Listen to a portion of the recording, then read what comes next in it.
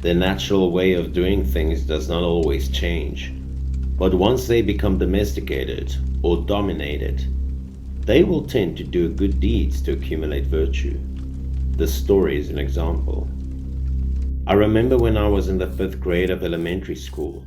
One day during the winter break, it was snowing outside and it was too cold to go outside. My parents were at a clothing store doing business. They were too busy to care about me that night, so I just watched TV alone at home.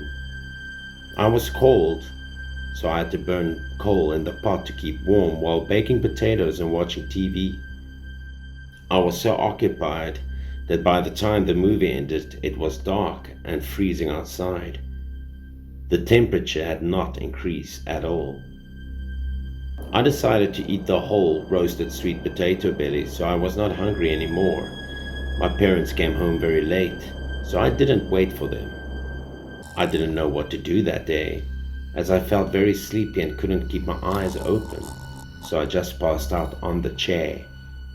When I woke up, my parents weren't home yet, so I turned off all the lights and went into my room to sleep. Coal was still burning. It was cold. I didn't know how long I would sleep for, but I slept very well. The night was quiet.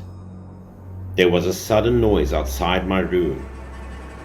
I was very tired, but I heard the sound coming from outside the window as if someone was knocking on the door.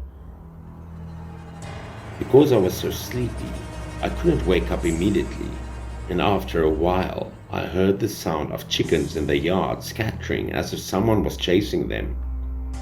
I thought my parents were coming back home, so I didn't care. I just thought that they would wake me up after the meal was prepared. The strange thing was that I didn't hear them at all.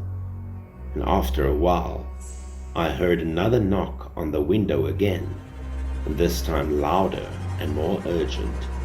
It was so noisy that I couldn't sleep any further. I had to get up to look, and when I saw a figure standing outside the window with eyes looking at me through the bars, I was startled. It was very dark, but for some reason this man was leaning against the window. Although I couldn't see his face clearly, I was sure it wasn't my parents. Seeing me staring blankly, he also didn't move. Then the figure began to slowly wave at me, as if to signal for me to go out and meet him. I did not know who it was. I thought it might have been a village friend who came to visit me.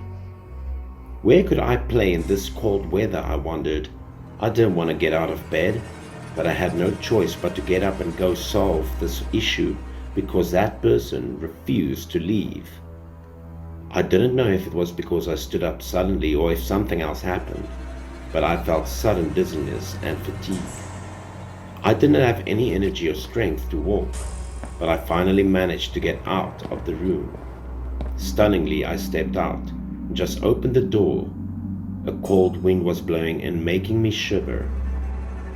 I felt a little bit better inside. I saw the figure standing by the chicken coop. The young man looked very thin.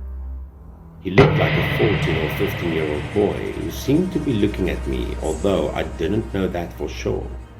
We weren't far from each other, but I couldn't see his figure or clothes, only a vague figure surrounding by the blue light. The young man was also strange. No matter how much I asked him, he didn't say a word. Seeing that, I curiously walked down the steps and walked towards him. I wanted to see who he was and what he came for. But as soon as I stepped down the stairs, I felt my whole body lose all strength, paralyzed in the snow. After falling to the ground, my face turned to the sky. I could only feel my eyes spinning. And at the moment, I saw a short figure holding a chicken in his hand. He came to my side and looked down at me slowly. Because of his short figure, when he looked down at me, we were face to face, and I finally started seeing who he really was. The young man's body proportions were strange. His body was terrifying, plus his limbs were short. Even weirder than that was that he had animal ears. and as he got closer, I saw the rest of his true form. His face was full of fluff, his mouth was pointed like a fox's nose, and his skin was yellow. I finally concluded that he was a wild ferret. The strange hairy face less than 30 centimeters away from me was still smiling. He lowered his head and stared at me for more than a minute. While watching me for a while, he turned around and left with a chicken in his hand, and then my vision became increasingly blurred.